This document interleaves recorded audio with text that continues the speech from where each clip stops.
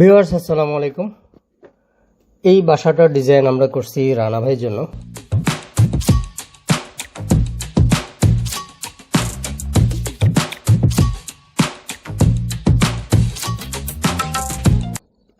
তো এখানে টোটাল জমি আছে আমাদের 1000 স্কোয়ার ফিটের মতন আর কি।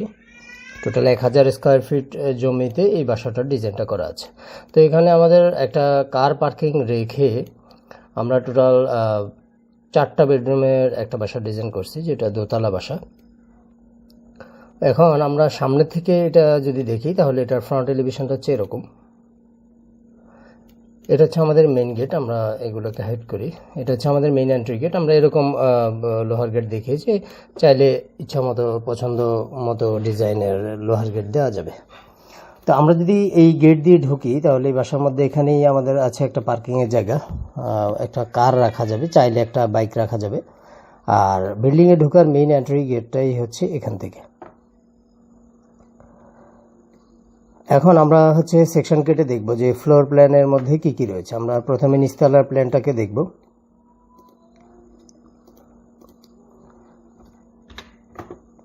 তো আমরা যদি নিচতলাতে বারান্দার ছাদের নিচ বরাবর কাটি তাহলে আমাদের সেকশনটা হচ্ছে এরকম। আমরা দেখেন, আমরা এখান থেকে হচ্ছে এন্ট্রি করবো। আমাদের মেইন রোডটা হচ্ছে এদিকে, সামনে থেকে ফ্রন্ট সাইডটা হচ্ছে এটা হচ্ছে আমাদের মেইন রাস্তাটা। এখান থেকে আমরা এই সিকিউরিটি গেটের পরে চলে আসবো এই পার্কিংয়ের এখান থেকেই আমাদের বিল্ডিংয়ে ঢোকার মেইন গেটটা। এখানে 4 ফিটের একটা দরজা দেওয়া আছে যাতে ফার্নিচারগুলো ইজিলি মুভ করা যায়।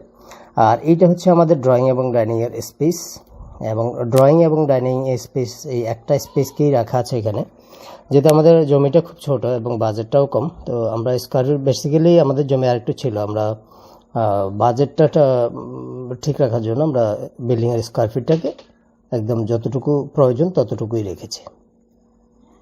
তো ড্রয়িং এবং ডাইনিং স্পেস থেকে আমরা এখানে সামনে যদি দেখি, এখানে একটা বারান্দা পাবো। এই বারান্দাতে আমরা এই দরজাটা খুলেই বারান্দাতে আসতে পারবো। আর এই বারান্দা থেকে অনেক সময় আমরা যেটা করি সেটা হচ্ছে এখানে স্লাইডিং গ্লাস ডোর দিয়ে দিই, যাতে বড় আকারে ওপেনিং পাওয়া যায়। লাইট এবং বাতাস এবং আলো, এই দুইটা জিনিস ভালো বেশি যেতে পাওয়া যায়, তার জন্য আমরা এখানে স্লাইডিং গ্লাস ব্যবহার করি। কিন্তু এখানে ওনার যেটা পছন্দ ছিল যে সিকিউরিটির কারণে এখানে আমরা দরজা দিয়েছি, আর এখানে হচ্ছে গ্রিল দিয়ে জানালা সেট করেছি। তো সামনের থেকে যদি আমরা দেখি তাহলে এই বিল্ডিংয়ের সামনের অংশটা হচ্ছে এরকম। আর ড্রয়িংয়ে পর্যাপ্ত ক্রস ভেন্টিলেশনের জন্য আমরা এখানে আরেকটা ওপেনিং রেখেছি। ড্রয়িং এবং ডাইনিং স্পেস, এখানে বেসিক্যালি আমরা যেটা করব সেটা হচ্ছে আমরা ফার্নিচার দিয়ে স্পেসটাকে আলাদা করবো। যেমন আমরা যদি এখান থেকে এল টাইপের একটা সোফা দিয়ে বসাই, আর ডাইনিংটাকে আমরা এখানে বসাবো, যাতে আমাদের স্পেস যেটা আছে সেটা সুন্দরভাবে সেপারেট হয়। মানে ফার্নিচার দিয়ে আমরা হচ্ছে স্পেসগুলোকে আলাদা করব। এখানে আমাদের এটা হচ্ছে কমন টয়লেটের সাইজটা বেশ বড় সাইজের আছে। এই সাইজটা বেশ বড় সাইজের আছে। আমি অটোক্যাডের প্ল্যান আমরা কিছুক্ষণ পরে এখানে দেখব। তো এই কমন টয়লেটের পাশে যেটা দেখতে পাচ্ছেন এটা হচ্ছে বেডরুমগুলো আমাদের 12 ফিট বাই 13 ফিট সাইজের বড় সাইজের বেডরুম দেওয়া আছে। আর উপরে ওঠার আমাদের সিঁড়িটা হচ্ছে এটা, এখান থেকে আমরা উপরে উঠবো, এবং সিঁড়িতে যাতে ফার্নিচার বা টুকিটাকি গুডসগুলোকে লিফট করা যায় ইজিলি, তার জন্য আমরা সিঁড়ির লেন্থটাকে একটু বড় সাইজের রেখেছি, উইথটাকে একটু বড় সাইজের রেখেছি, এবং রাইজারগুলো 6 ইঞ্চি করে রয়েছে। ডান পাশে এটা হচ্ছে আমাদের কিচেনটা, এবং কিচেনটা দেখেন বেশ বড় সাইজের একটা কিচেন আছে। এখানে লম্বাই আছে 12 ফিট আর চড়াই আছে 7 ফিটের মতন। আর এই কিচেনের দরজা হচ্ছে এটা। এখান থেকে আমরা যদি দেখি তাহলে আমরা এখান থেকে একটা এক্সিট ডোর রাখছি। কেন? কারণ এখানে গ্রামে বাসাটা হবে, তো এখানে বাইরে লাকড়ি চুলা থাকবে, সেখানে যাতে আসা যাওয়া করা যায় তার জন্য আমরা এখান থেকে একটা এক্সিট ডোর রাখছি। তো এই হচ্ছে এই বিল্ডিংয়ের নিচতলার যে ফ্লোর প্ল্যানটা সেটা। এখন আমরা দোতলাটা দেখব যে দোতলার ফাংশনগুলো কি কি আছে।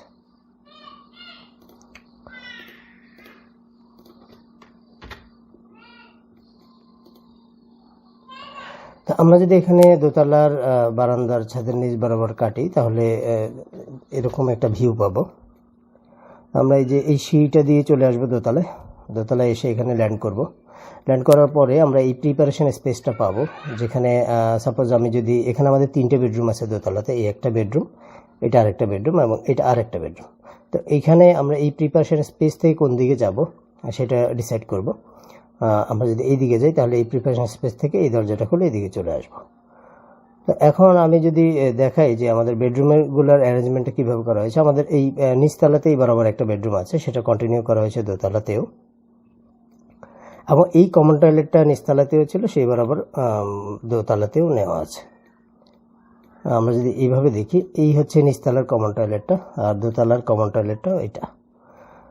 তো এইখানে এই বেডরুমটা হচ্ছে আমাদের চাইল্ড বেডরুম, যেটা সেটা সামনে ডান পাশের এই বেডরুমটা, এটা হচ্ছে আমাদের একটা মাস্টার বেডরুম। এবং এইটার সাথে যে ওয়াশরুমটা রাখা আছে সেটা খুব বড় সাইজের একটা ওয়াশরুম রাখা আছে, যাতে বাথটাব সেট করা যায় এবং ড্রাই জোন আলাদা করা যায়। মানে হয় কি যে মাস্টার বেডরুমের মধ্যে যে টয়লেটটা থাকে, অনেক সময় হয় অনেকে ছোট করে দেন, আবার অনেকে একটা মাস্টার টয়লেট চান আর কি। তো এই ক্ষেত্রে যেটা হয়েছে, সেখানে একটা বড় করে মাস্টার বাথরুম দেওয়া আছে। এখানের মধ্যে আমরা গ্লাসের পার্টিশন দিয়ে, আমি যদি প্ল্যানে দেখাই যে আমরা এইখানে এরকম অর্ধেক করে এইখানে গ্লাসের পার্টিশন দিব। এই জায়গাটা আমাদের হচ্ছে প্যান বা অন্য অন্য জিনিসগুলো থাকবে বা টাব আমরা এখানে সেট করব। এই সামনের অংশটা আমাদের ড্রাই জোন থাকবে, যাতে ড্রেস চেঞ্জ করা যায় এই জায়গাটাতে। তো এই বেডরুমটা আমরা যদি মাস্টার বেডরুমটাকে দেখি, তাহলে হচ্ছে এইভাবে মাস্টার বেডরুমটা আছে। এইখানে আমরা বেড যদি সেট করি, এবং এই মাস্টার বেডরুমের সাথে অ্যাটাচ একটা বারান্দা আছে, যেটা নিচে একটা বারান্দা আপনারা দেখলেন যে এইখানে যে একটা বারান্দা আছে, এই বারান্দার সমান সাইজে উপরে আরেকটা বারান্দা আছে, যেটা এই মাস্টার বেডরুমের সাথে অ্যাটাচ করা আছে। আর এইখানে যদি আমরা চাই, আমরা একটা নচ ক্রিয়েট করে দিয়েছি, যেখানে ড্রেসিং টেবিল অথবা অন্য কোনো ফার্নিচার বা ক্যাবিনেট করা যাবে, তার জন্য একটা স্পেস ক্রিয়েট করে দেওয়া আছে। আমরা যদি এই বেডরুমটাকে দেখি, এটার মধ্যে কি রয়েছে। এই বেডরুমের সাথে আমাদের একটা টেরেস টাইপের টেরেস রাখা আছে, একটা বড় সাইজের বারান্দা রাখা আছে, যাতে এখানে চাইলে বিকেলবেলা বসে একটু স্ন্যাক্স খাওয়া যায় বা একটু ভালো এনভায়রনমেন্টের মধ্যে থাকার জন্য এই জায়গাটাতে আসা যায়। আমরা যদি এটাকে 3Dতে দেখি টোটালটাকে, যে টেরেসটা কীরকম হচ্ছে, এরকম একটা ভিউ আসবে এখানে।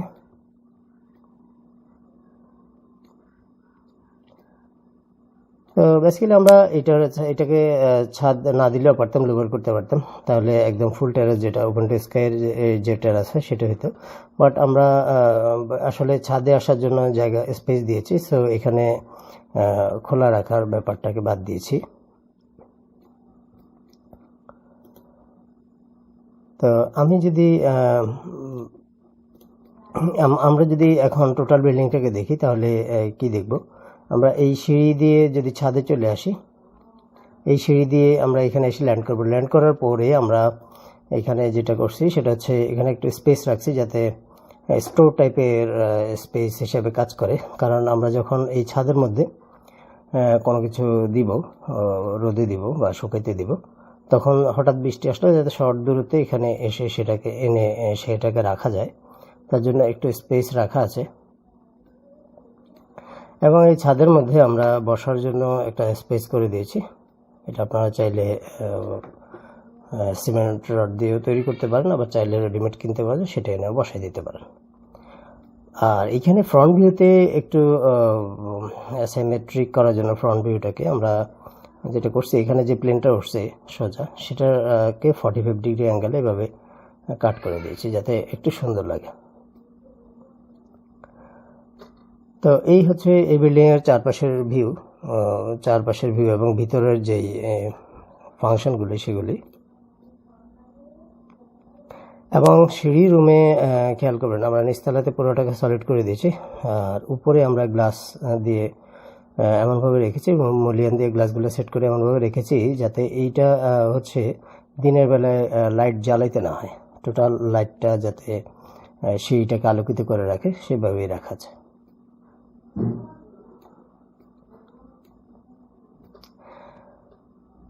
তো আমরা এটার কয়েকটা রেন্ডার ভিউ যদি দেখি তাহলে আমরা দেখতে পাবো আসলে আমরা যেটা দেখাই ভিডিওতে সেটা হচ্ছে আমরা স্কেচ মোডে দেখাই, আর এটা হচ্ছে রেন্ডার ভিউ কয়েকটা দেখাচ্ছি আপনাদেরকে।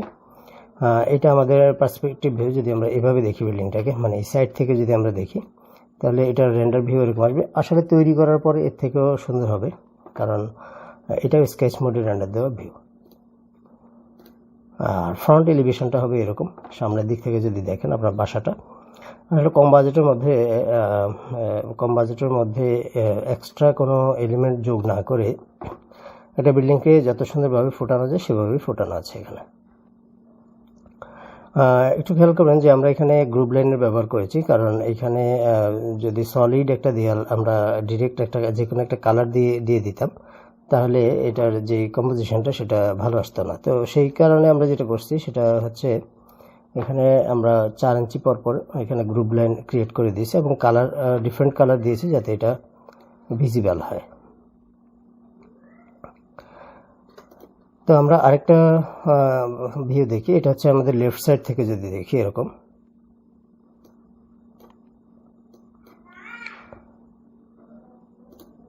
এইটা হচ্ছে আমাদের টোটাল এই বাসার যে 3D গুলো। আমরা আরো দুইটা ভিউ দেখাই, এটা হচ্ছে পেছন থেকে, এটা পেছন থেকে আরেকটা ভিউ।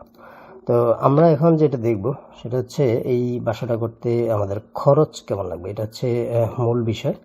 কারণ এখানে অনেক কিছুই করা হয়েছে যাতে বাজেটটা কম থাকে, মানে এক্সট্রা কোনো খরচ না হয়। যতটুকু প্রয়োজন ততটুকুই ম্যাটেরিয়াল ব্যবহার করি বাসাটাকে যেভাবে করা যায় সেভাবেই ডিজাইন করা আছে। অনেক সময় দেখা যায় কি যে অনেকে এরকম কারুকাজ করে বা এমন কিছু এলিমেন্ট যোগ করে যেটা আসলে কোনো ফাংশন নাই, দেখতে ভালো লাগার জন্য অনেক সময় করে। আমরা আসলে এগুলোকে সাপোর্ট করি না, কারণ এটা হচ্ছে অ্যাকচুয়ালি বিল্ডিংয়ে এমন কোনো কিছু করা ঠিক না যেটার কোনো ফাংশন নেই, যেটা কোনো কাজ নেই, সেটা করা ঠিক না। আর আমরা দেখেন এখানে যে রেলিংগুলো দিয়েছি আমরা স্ট্রেট বার দেখিয়েছি, সবাই চেষ্টা করবেন এরকম রেলিংগুলোকে স্ট্রেট বার দেওয়ার জন্য, তাহলে ক্লিন করতে ইজি হয়। আর হচ্ছে এগুলোতে মরিচা পড়ে না খুব একটা। আর প্যারাপিটের মধ্যে এখানে আমরা রেলিং ব্যবহার করছি, টোটালটাকে সলিড করে দেইনি, কিছু অংশ সলিড রাখছি। এটাকে তো 45-এ কাটলাম, সেটা দেখালাম। আর এইখানেও আমরা পেছনে দেখেন আমরা রেলিং দিয়েছি। অ্যাকচুয়ালি হচ্ছে কি যে বাচ্চারা যাতে ছাদে উঠলে পড়ে না যায় তার জন্য এটা দেওয়া, রেলিংটা দেওয়া। আর এখানে বিটটা 10 ইঞ্চি উঠানো আছে যাতে বৃষ্টির পানিগুলো এক জায়গা দিয়ে পড়ার যে জায়গা করা আছে সেখান দিয়ে পড়ে যায়। তো এই আসলে খুঁটিনাটি সব কিছুই দেখালাম এই ডিজাইনের। আমরা এই ডিজাইনে মেজারমেন্টটা উল্লেখ করব না, আমরা স্কোয়ার ফিটটা বলেছি যে এখানে টোটাল 1000 স্কোয়ার ফিট আছে। আপনার যদি 2 শতক জমি থাকে তাহলে আপনি এই বাসাটা করতে পারবেন, এই বাসার ডিজাইনটা নিতে পারবেন। অনেকে হয় কি যে ভিডিও দেখেই বাড়ি তৈরি করতে যান, সমস্যায় পড়ান, পরে আমাদেরকে আবার ফোন দেন। তো আমরা তো বলেই দিই আমরা আইডিয়ার জন্য ভিডিওগুলো আপলোড করি, এটা দেখে কাজ করার জন্য না। কাজ করতে হলে আমাদের থেকে ডিজাইনের বই নিয়ে কাজ করুন, কারণ ওখানে সব ডিটেল থাকে। অ্যাকচুয়ালি হচ্ছে কি যে আপনার যদি প্রপার গাইডলাইন না নিয়ে কাজ করেন, ভিডিও দেখে কাজ করতে যান, অনেক টাকার একটা কাজ, সেখানে দেখা যায় ডিজাইনের জন্য অল্প কিছু টাকা খরচ করতে হয়। সেটা না করে যদি ভিডিও দেখেই কাজ করতে যান তখন সমস্যায় পড়লে আপনার যে খরচটা যাবে সেটা আরও অনেক বেশি যাবে। তো তার জন্যই আমরা মেজারমেন্টটা উল্লেখ করব না, আমরা এখানে ফাংশনগুলোকে দেখাবো ফ্লোর প্ল্যানে। এটা হচ্ছে আমাদের মেন এন্ট্রির এই র্যাম্পটা দিয়ে আমরা র্যাম্পটাকে বেশি উঠে নিই। আমি 3Dতে আবার দেখাই, আমরা খুব বেশি উঠে নিই। আমাদের এইটা যদি হয় প্রথম ধাপ, মানে বিল্ডিংয়ে ওঠার প্রথম ধাপ। তো এই ফ্লোর লেভেল আছে আমাদের 2.5 ফিটে, আর এই তিনটা ধাপে গেছে আমাদের 1.5 ফিট। আর এখান থেকে এখানে আমাদের যে হাইটটা সেটা 1 ফিট। তো 1 ফিটের জন্য এই র্যাম্পটাকে যতটুকু স্লোপ করা লাগে সেভাবেই করা আছে। আমরা যদি দেখেন র্যাম্পটা এটা এতটুকু ডিস্টেন্সে, আর এই পার্কিংয়ের জায়গাটা এটা। আমরা যদি গাড়িটা এখানে রাখাই আমাদের গাড়িটা এই পর্যন্ত আসবে। গাড়ির যে লেন্থ হয় সেই লেন্থ হচ্ছে 16.5 ফিট লম্বায় রাখা লাগে। আমরা একটু বেশি রেখেছি এখানে, যাতে ইজিলি পার্কিংটা করা যায়, গাড়িটা পার্ক করা যায় ইজিলি। কারণ আমাদের গাড়ি যতটুকু লেন্থ, আমরা যদি অতটুকুই রাখি তাহলে এই গাড়িটাকে পার্ক করতে খুব টাফ হয়ে যাবে। তার জন্য আমরা একটু ফ্রি স্পেস রাখছি। আর হচ্ছে যে মেইন গেটটা সেটাকে আমরা এখানে সেট করছি। তো এই সিঁড়িতে আমাদের মেইন যে দরজাটা, বাসায় ঢোকার মেইন যে দরজাটা, সেটা আমরা এদিকে খুলবো না, আমরা এদিকে খুলবো, ব্যাক সাইডে খুলবো। কারণ আমরা যদি এদিকে খুলতে যাই, সাপোজ এখানে ভিতরে কেউ হাঁটাচলা করছে, আপনি হঠাৎ করে দরজা খুললেন, এখানে বাড়ি খাওয়ার সম্ভাবনা থাকবে। এই জন্য আমরা দরজার যে রোটেশনটা সেটাকে আমরা বাইরের দিকে রাখছি। আর এই ঢোকার পরে আমরা ড্রয়িং ডাইনিংয়ের যে স্পেসটা পাবো সেটা হচ্ছে এরকম স্কোয়ার শেপের একটা স্পেস পাবেন। বারান্দাটা বড় সাইজের বারান্দা দেওয়া আছে, লম্বাতে বড়ই দেওয়া আছে। আমরা অনেক সময় দেখা যায় কি ছোট করি, যে এখান থেকে ছোট করে নিয়ে আসি যাতে এলিভেশনটা একটু আরেকটু অ্যাসিমেট্রিক, অনেক সময় খরচ কমানোর জন্য করি। কিন্তু এখানে যেটা করা হয়েছে সেটা ফুল লেন্থের বারান্দাই দেওয়া আছে। কারণ এবার এই বাসার মধ্যে বারান্দা নিচে একটাই, উপরে আরেকটা, অবশ্য টেরেস আরেকটা আছে। আর ক্লায়েন্টের চয়েস অনুযায়ী আমরা এখানে বড় বারান্দাই দিয়েছি। আর বারান্দার সামনে এখানে বাইরে ল্যান্ডস্কেপ করা আছে। আমি 3Dতে যদি দেখাই তাহলে এরকম ফুলের গাছ আমরা দেখিয়েছি। চাইলে আপনারা কেউ ফলের গাছও লাগাতে পারবেন। আর এইটা হচ্ছে আমাদের কিচেনের দরজা। এইখানে আমরা হচ্ছে কিচেনের যেই চুলা, বেসিন, আমি একে দেখাচ্ছি। আমরা এখানে চুলা, বেসিন এগুলো এখানে সেট করব। আর এইটাতে হচ্ছে আমাদের সার্কুলেশন, হাঁটা চলার জন্য জায়গা, এই জায়গাটা কাজে লাগবে।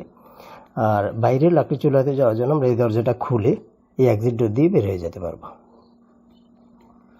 আমাদের সিঁড়ির উঠার জন্য ধাপ শুরু হবে এখান থেকে। আপ হচ্ছে এখান থেকে আমরা এইখানে এসে এখানে ডাউন, মানে ল্যান্ড করবো এখানে দোতলায় গিয়ে। এই পাশে আছে একটা বেডরুম, আর এইখানে যেটা আছে সেটা হচ্ছে কমন টয়লেট। এখানে আমরা ডাইনিংয়ের যে বেসিনটা, ডাইনিংয়ের একটা বেসিন প্রয়োজন হবে, সেটা আমরা এখানে সেট করতে পারবো, চাইলে এখানেও সেট করতে পারবো। তো আমরা এই জন্য দেখিয়ে দিইনি, কারণ ক্লায়েন্ট চাইলে দুইটা জায়গাতেই সেট করতে পারবে। তবে দোনো জায়গাতেই আপনার স্যানিটারি যে লাইনগুলো সেগুলো করতে ইজি হবে, সমস্যা হবে না। তো যেখানে পছন্দ সেখানে দিতে পারবে। এই জন্য আমরা ডাইনিংয়ের বেসিনটা দেখাই দিইনি, এখানে দুইটা অপশনই আছে। আর দোতলার যে প্ল্যানটা সেটা হচ্ছে এরকম। আমরা সিঁড়ি দিয়ে উঠে এখানে প্রিপারেশন স্পেসটাতে আসবো। এখানে প্রিপারেশন স্পেসের যে লেন্থটা সেটা আছে এদিকে 5 ফিট 2 ইঞ্চি। আপনার চাইলে এখানে ফ্লেক্সিবলি মুভ করা যাবে, ফার্নিচার নিয়ে ইজিলি মুভ করা যাবে, ওইরকম বড় একটা স্পেসই রাখা আছে। আর পিছনে এটা বেডরুম আছে, নিচেরটার মতনই। কমন টয়লেটটা আগের জায়গায় রাখা আছে, নিচতলাতে যে জায়গায় সেই জায়গাতেই। আর বেড এখানে হচ্ছে সামনেই আর একটা বেড, এটার সাথে টেরেসটা রাখা আছে। টেরেসের সাইজ দেখেন, খুব ভালো একটা সাইজের টেরেস রাখা আছে। এখানে চাইলে আপনারা 4টা চেয়ার দিয়ে, ছোট একটা টেবিল দিয়ে একটা টি টেবিলের কর্নার বানাইতে পারবেন। একটা সুন্দর কর্নার বানিয়ে এখানে এসে গল্প করতে পারবেন। আর এটা হচ্ছে আমাদের মাস্টার বেডরুমটা। মাস্টার বেডরুমের শেপটা, মূল মাস্টার বেডরুমের স্পেসটা হচ্ছে এটা। এখানে আমরা ড্রেসিং টেবিল বা ক্যাবিনেটের জন্য স্পেস করছি। আর এই মাস্টার টয়লেটটাকে আমরা ড্রাই জোনে এবং এখানে আমরা বাথটাব দেওয়ার জন্য জায়গা আলাদা করে বের করে দিয়েছি। আর সামনে আমাদের যে বারান্দাটা, এটা নিচতলাতে যে বারান্দা ছিল এখানে, সেই বরাবর এই বারান্দাটাও কন্টিনিউ করেছে। এটা হচ্ছে আমাদের ছাদের যে প্ল্যানটা, সেটা আমরা এই দিক দিয়ে চলে আসবো। এই যে আমি যে স্টোরের জায়গাটা দেখাচ্ছি, যে আমরা যদি ছাদে কিছু শুকানোর জন্য দিই বা কোনো কিছু ইয়ে করি, সেটাকে শর্ট দূরত্বে যাতে এখানে এনে রাখতে পারি, তার জন্য এই স্পেসটাকে রাখা আছে। এই হচ্ছে আমাদের টোটাল সবগুলো ফ্লোর প্ল্যান দেখালাম, মেজারমেন্ট দেখালাম না। আপনাদের যাদের এই ডিজাইনটা চয়েস হবে নক করবেন, আমরা খুব অল্প টাকার মধ্যে আপনাদেরকে বইটাকে পাঠাবো। বই দেখে, সম্পূর্ণ ড্রয়িং দেখে কাজ করবো। অ্যাকচুয়ালি হয় কি, যে শুধু ফ্লোর প্ল্যান আর 3D তো একটা বিল্ডিংয়ের ড্রয়িং নেই, এর মধ্যে অনেক কিছুই থাকে। যেমন এখানে দেখতে পাবেন যে অনেক কিছু আছে, স্ট্রাকচারাল ড্রয়িং থাকে, ওয়ার্কিং ড্রয়িং থাকে, ডিটেল ড্রয়িংগুলো থাকে। সেগুলো দেখে কাজ করলে কাজটা অ্যাকুরেট হয়। তো সেভাবেই কাজ করবেন। ভিডিওতে দেওয়া নাম্বারে হোয়াটসঅ্যাপ আছে বা ইমোতে নক করতে পারবেন। এখন আমরা দেখবো এটার খরচের হিসাবটা কী আসে। তো আমরা এখানে টোটাল এস্টিমেটটাকে ডিটেইলি বের করেছি। এখানে আমি যদি দেখাই, আমাদের ডিটেল এস্টিমেট হচ্ছে এটা, প্রত্যেকটা আইটেমের আলাদাভাবে বের করা আছে। যেমন ফুটিং কাস্টিং মানে মাটির নিচের বেস যেটাকে বলেন আপনারা, ওটার কাস্টিংয়ের জন্য ইট বালি রড সিমেন্ট কী পরিমাণ টাকা লাগবে, কী পরিমাণ ম্যাটেরিয়াল লাগবে সেটা বের করা আছে এখানে। আমি যদি একটা আইটেমকে দেখাই আমরা কীভাবে বের করছি তাহলে বুঝতে পারেন। সিমেন্টটা হচ্ছে 43.63, অলমোস্ট 44 ব্যাগের মতো সিমেন্ট লাগবে এই ফুটিং কাস্টিংয়ের জন্য। স্যান্ড বালি লাগবে 81.8 সিএফটি, ইট লাগবে হচ্ছে এত সিএফটি। অ্যাকচুয়ালি ইটটাকে আমরা আবার পিসে কনভার্ট করে দিয়েছি, কারণ সিএফটিতে আপনাদের বুঝতে কষ্ট হতে পারে। তো এখানে হচ্ছে ব্রিক লাগবে 1472 পিস, 73 পিসই ধরেন। প্রত্যেকটা আইটেমে এরকম ইটটাকে সিএফটির পরে আবার পিসে কনভার্ট করে দেওয়া আছে, এবং কোথায় কত মিলি কত কেজি রড লাগবে সেটাও বের করে দিয়েছে। যেমন ফুটিং কাস্টিং আমরা 12 মিলি রড ব্যবহার করছি, তো সেখানে আমাদের 259 কেজি হচ্ছে রড লাগবে। তো আমি একটা আইটেমের দেখালাম, এইভাবেই আপনারা এস্টিমেটটা ফাইলটা যখন পাবেন এইভাবেই বুঝে নেবেন, প্রত্যেকটা আইটেম বের করতে পারবেন। তারপর আছে ফ্লোর কাস্টিং এভাবে বের করে দেওয়া আছে, তারপর হচ্ছে কলাম কাস্টিংয়ে আলাদা করে বের করে দেওয়া আছে, গ্রেড বিম এবং ফ্লোর বিম দেওয়া আছে। প্রত্যেকটা আইটেম এইভাবে বের করে দেওয়ার পরে আমরা একটা সামারি সেটাকে বের করছি। সেখানে আমাদের গাঁথনির জন্য টোটাল ইট লাগতেছে হচ্ছে 14,648 পিস, খোয়ার জন্য লাগবে 16,555 পিস, সিমেন্ট লাগবে 527 ব্যাগ। তো এইভাবেই টোটাল সব কিছু বের করার পরে আমরা টাকার অঙ্ক দিয়ে গুণ দিয়েছি। ইটটাকে আমরা 13 টাকা ধরছি, আর সিমেন্টটাকে 520 টাকা ধরছি ব্যাগ, বালিটাকে হচ্ছে 35 টাকা সিএফটি ধরা আছে অ্যাভারেজে, আর রডটাকে 92 টাকা কেজিতে ধরা আছে। তো টোটাল আমরা এই ম্যাটেরিয়ালের যে অ্যামাউন্টটা আজকের বাজার দরে সেভাবে যদি ধরি তাহলে 12,96,400 টাকার আপনার ইট বালি রড এবং সিমেন্ট লাগবে। তো আমরা সব ভিডিওতে ইট বালি রড সিমেন্টের হিসাবটাই বের করে দিই, এর বাইরের যে হিসাবগুলো সেগুলো দেওয়া যায় না, কারণ এগুলো ফিটিংসের কোয়ালিটি অনুযায়ী হচ্ছে ভিন্ন ভিন্ন হয়। যেমন আপনি যদি এখানে এই টাইলসটাকে আমরা যেটা দেখিয়েছি সেটা যদি না কিনে আর একটু ভালো মানের বা আর একটু খারাপ মানের কিনেন, তো সেক্ষেত্রে দাম কম বেশি হতে পারে। এই জন্য ফিটিংসের প্রাইসগুলো আমরা কখনোই ভিডিওতে উল্লেখ করি না, এগুলো আপনারা নিজেরা হচ্ছে যোগ করে নেবেন, এবং মিস্ত্রি খরচ বা অন্যান্য খরচগুলো এগুলো আপনারা নিজেরা যোগ করে নেবেন। আমরা শুধুমাত্র যেটা দিচ্ছি সেটা হচ্ছে ইট বালি রড এবং সিমেন্ট, এই 4টা জিনিসের হিসাব বের করে দিয়েছি। তো আবার দেখা হবে নতুন কোনো ভিডিও নিয়ে, সেই পর্যন্ত সবাই ভালো থাকবেন, সুস্থ থাকবেন। আল্লাহ হাফিজ, আসসালামু আলাইকুম।